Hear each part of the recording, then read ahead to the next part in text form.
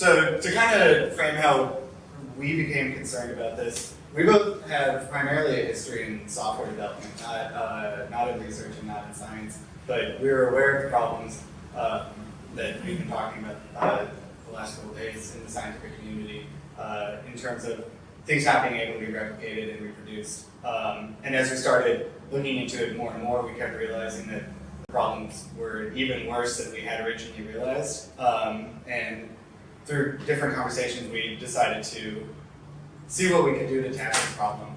And so these were kind of some of the things that made us realize how serious this was to begin with, which is that over 70% of researchers have failed to reproduce a published study. 90% of researchers agree there is a reproducibility crisis. And then one of the scariest things that we came across was Amgen, a lab tried to reproduce the 53 landmark studies in cancer research of the last 10 years, and they were only able to validate 6 of them, which is, to us, a pretty terrifying statistic. And so we tried to diagnose what the problem was, and the short version of it is that we think that the scientific evaluation process is broken. And so to kind of break down where we see each of the problems in the process, you have the researchers actually doing science, which is mostly done in silos and mostly done atomized, so individual studies cut off from the rest of the research community. There's no central location for collaboration, either during the study to get feedback on the study or even post-publication. And it's very hard to share large data sets, which is a major obstacle to being able to collaborate on data-driven research. And then once a study is finished being done, only the final paper's submitted for review in a lot of journals. So there's a huge loss of resolution, missing out on data, code, supporting materials, research artifacts. You lose a lot of insight into the research process. And then there's no credit for non-traditional research outputs, which I think is something that John was talking about yesterday, that it's notoriously difficult to cite research outputs besides a study and a manuscript itself. And once a paper's submitted, it goes into this black box of peer review, usually occurs behind closed doors, only a select number of reviewers that are put together by an editorial panel, and can take over a year, which means that if you get any type of criticism or feedback back from that process, then you can't apply that, or it's more difficult to apply that and iterate on something that you did incorrectly that doesn't fundamentally exclude that study.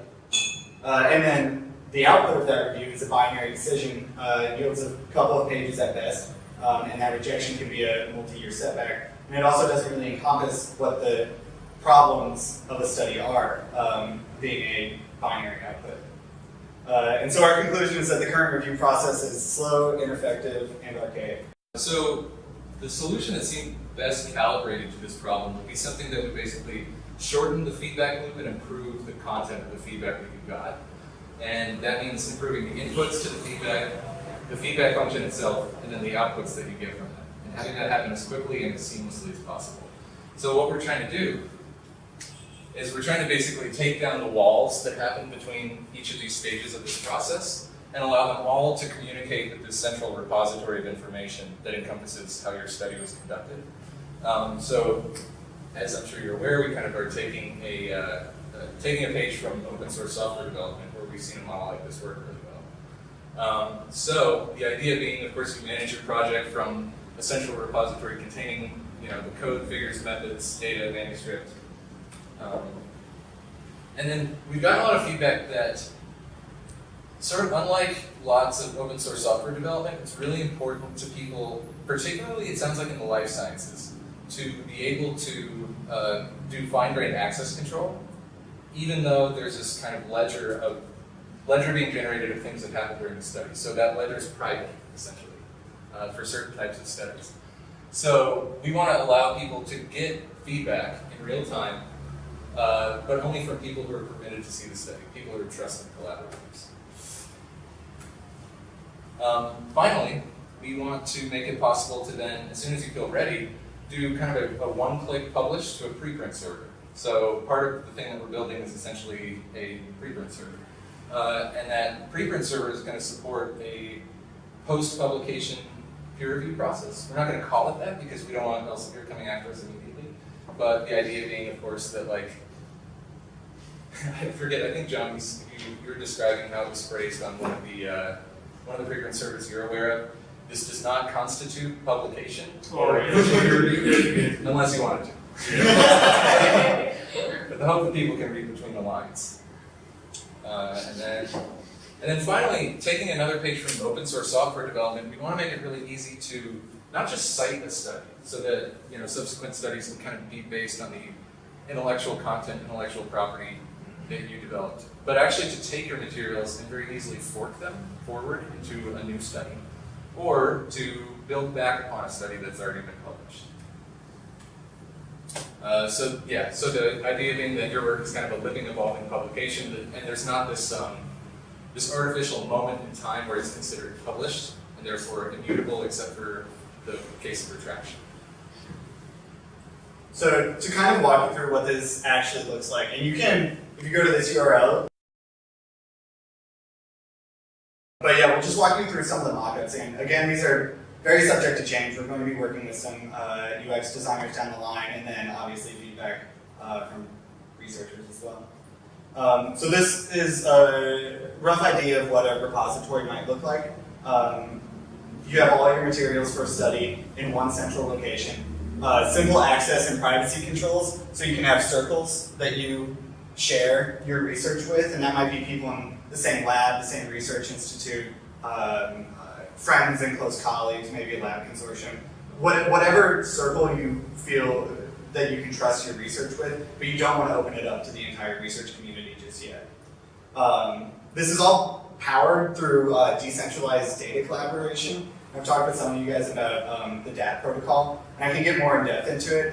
It's a really, really powerful protocol, explicitly designed for use with scientific data. It has full version control for a data set, decentralized data sharing, and it's content addressable. So to give you just like a rough idea of what that means in practice, let's say you want to share a file with somebody over Figshare, for instance. You have a 20 gigabyte file. You upload it to Figshare, 20 gigabytes up, the other person has to download 20 gigabytes down. You change one line in that file, you have to delete it off of Figshare, upload 20 gigabytes, the other person deletes their local copy, another 20 gigabytes down. With a protocol like this, you have it stored on your computer. Somebody grabs the link that is stored in this repository, which you actually wouldn't even have to think about the link. We would have a nice user interface over it. But then whenever you download it, instead of going through a server, it goes directly from my computer to your computer, and then I change a line in it, and you can get that update in a fraction of a second instead of having to download it entirely. And even better than that, if it's on 4 of your guys' computers and a 5th person wants it, they actually connect to the entire network of 4 peers and get little pieces of it from everybody in the network instead of just one person. And what's really cool about that is you actually get faster download speeds than you do from a traditional server and database setup. And actually, I remember someone was mentioning that they played around with DAT. It's command line. It's like pretty unintuitive and difficult. Git suffers from the same problems. The workflow's just not good unless you're like a computer scientist. I think what we're attempting to do is ultimately kind of create a layer over the data protocol, or maybe end up creating our own version of it, where the change tracking would happen as you're working on your study, essentially, without you having to resort to the command line. And then because people don't want all their dirty laundry to be aired, as it were, it's going to be possible after that's all been recorded to decide exactly what you want to make public. So we don't want to make particularly opinionated decisions for researchers. We want to incentivize them to make transparent practices themselves. So essentially, we're trying to make it possible to kind of show the public a pretty face in terms of how you put together your study, but still incentivize people to share as much as possible about that process. And then taking a page from Figshare's model, having a DOI for every research artifact, so that you can cite any artifact. Then a few other things, and you can see this yourself on the interactive mockups, but collaborative manuscript writing, we haven't exactly decided what that looks like, but there's a lot of really powerful tools, somewhat similar to Google Docs, but more tailored for writing scientific manuscripts. Easy to manage references and citations, so you can track all of any study, any data set, any code that you reference in your repository, and then very easily export that whenever you're publishing your manuscript. And then every step of the study would be notarized on an immutable blockchain. And so you would essentially be throwing if you know what a hash is, it's a string of characters and numbers that's unique to every file that you hash. You would be throwing that on blockchain, which means that you can look back at the chain and prove that you did something at a particular moment in time. So actually kind of a funny story about that, and the reason why the mock-ups are Galileo themed is that back in the 1600s, whenever Galileo first observed rings around Saturn, he wanted to broadcast it to all of his contemporaries to prove that he figured it out first, but didn't want to give them that information. And so he wrote it out in Latin, made an anagram of it, sent that to all of his contemporaries, and then 15 years later or whatever, whenever he wanted to prove that he figured it out, he unscrambled it for them. Fortunately, we have better hashing algorithms than that now. But it's a very similar concept. It's the second that you figure something out, you can prove it on this distributed ledger, and then whenever you make your study public, then you have that entire timeline going back through the whole working process of doing your study. You'll see here also, like, this is how the timeline will show up. This is what I was mentioning would be somewhat editable before it's then committed to some kind of immutable ledger. And you'll also notice that we support things like pre-registration. And then this is what the sort of public-facing front of that would be once you flip it to public. It looks very similar to a preprint server. The special thing about this is that instead of this just being a file hosted on a preprint server, this is really just another way to show the exact same information that's in the repository. So if you change something in the repository, that change also propagates to this. They're just two fronts to the exact same knowledge base. This is just a more digestible way of viewing that. So as we said, it's very easy to flip that switch to publish your study to a preprint server. And then you have this discussion section for transparent, continuous, iterative, and bounty-driven peer review. So you can do a number of things. You can just discuss a study, like post comments about it, report issues. They might be small issues, typos, things like that. They might be medium-sized issues, or they might be large systemic issues within a study where you say, this just doesn't work. And then if you read through a study, think everything looks good, you can essentially co-sign the study, say that you check off on this, everything looks good. And then you also allow for the option for revisions to be submitted, very similar to how F1000 does that.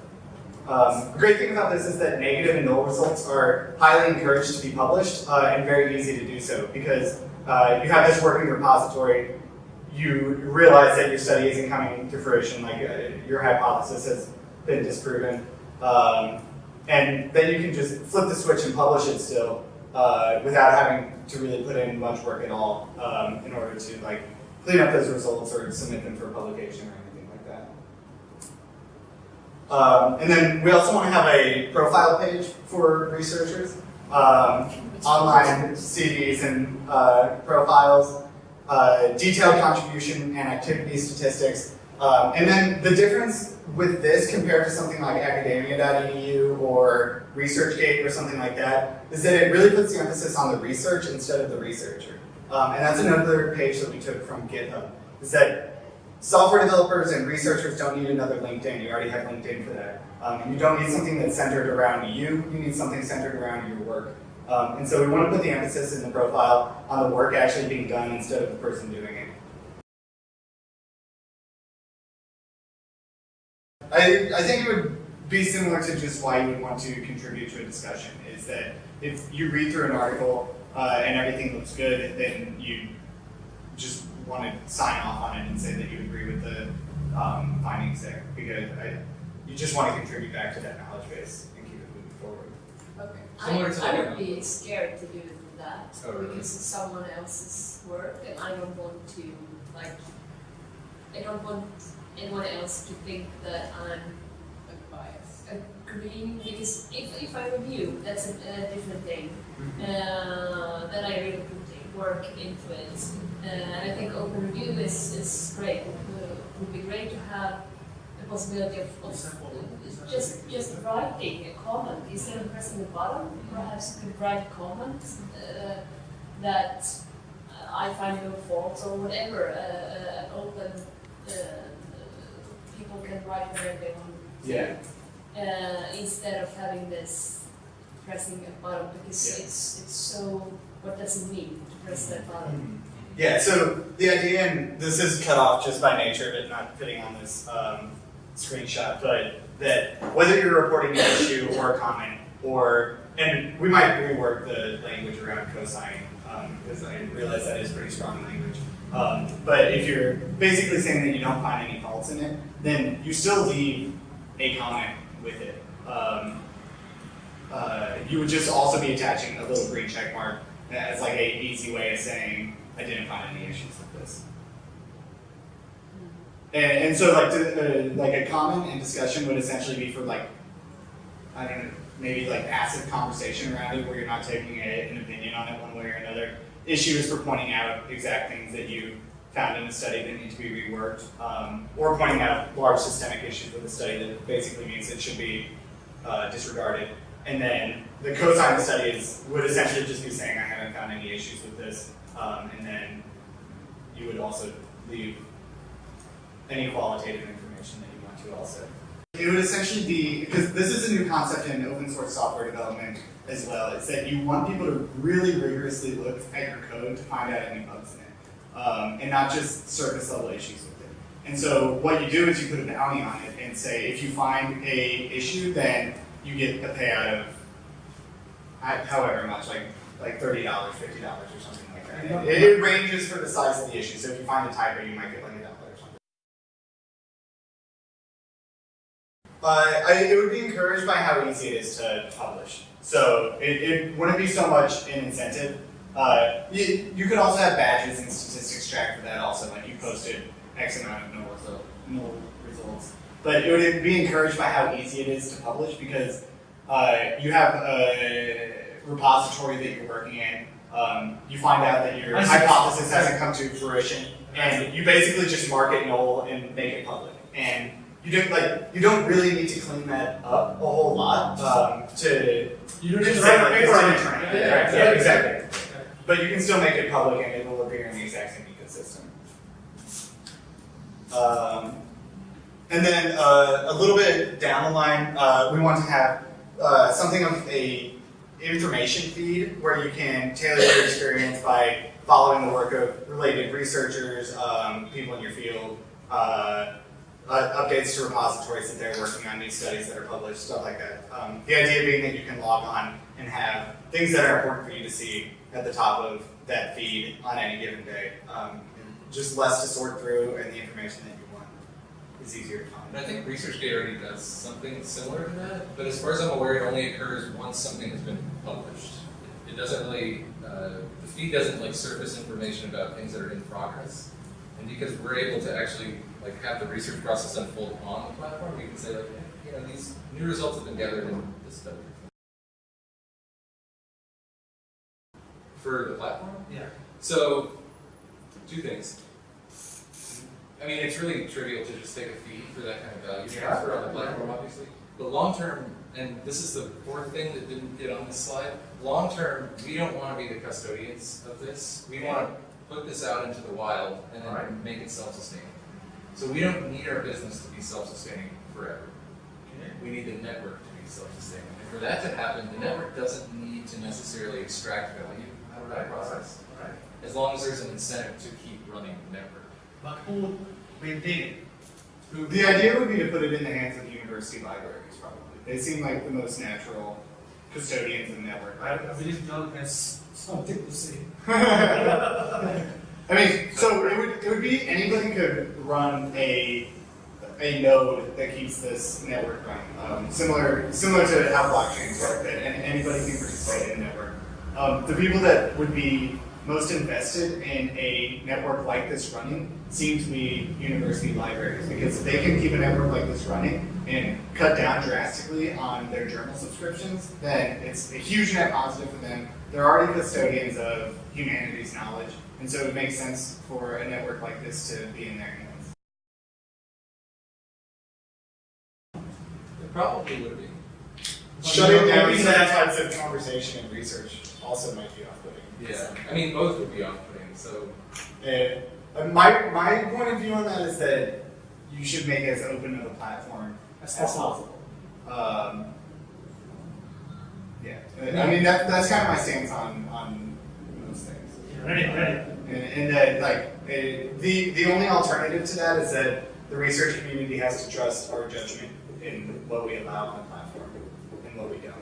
I don't want to be in a position where I'm saying like this type of research is not allowed on conscience or something like that. It's also possible, especially as it moves into the future where it's self-governing, that we could make it possible for the users of the platform to weigh in on what is allowed, what isn't really desired. I imagine they wouldn't end up doing that. Something that we want to introduce a little bit later is a citizen-facing page with like a pop science write-up, so a very easily digestible manner of consuming something. Still referencing the exact same repository and exact same knowledge base. And what you're saying is that I think that would be very valuable to bringing just donations into research. Because if there's a scientist that I follow and it's like, I mean, like, I consider myself pretty technically minded and very interested in science, and I find like research articles terribly hard to understand. And so like I would love an easily digestible way of consuming like cutting edge science. And if there was something like that, and there was a researcher that I could follow what they were doing, and like always be super excited about the work that they're putting out, I would absolutely donate to that. And so I think having that kind of pop science front to it also could influence the crowdfunding. One thing that didn't make it into the presentation that I've kind of spoken to a few of you guys about is the fact that, so what we talked about here is like the platform layer, the application that you'd actually use. Underneath that is a protocol that we're developing that we really want to make open to all the other people who are working on scientific tools online. And the idea being that they can all share some kind of common backend instead of everybody having their own database, you know, with its own schema and keeping its own information. Maybe it goes down one day. There's this common backend that's hosted on a decentralized network that never goes down, that actually is kind of self-sustaining and self-funding. And those platforms can build off of that and share information through that protocol. One protocol that is built on top of that and Ethereum. Yeah. And so like provides an easy interface that you only communicate with this, and then that our protocol context, it would be very similar to Dropbox in that regard, where you have a desktop application. Your folders are quote-unquote Dropbox folders. These would be like quote-unquote conscience folders where the changes get automatically propagated. But then you can also hop onto the Dropbox website and see your entire repository. So these type of mockups would be the website, but then there would be a very simplified desktop application that essentially always runs in the background to keep the decentralized data hosting up and running and to also propagate those changes. Yeah, so the monetization would be like decentralized file hosting is great and really powerful. It's also cheap. But let's say I'm sharing a data set and nobody else has it on their computer, and my computer goes offline, then nobody can get that data set. So the monetization would be us pinning that data set so that if my computer goes offline, you can still get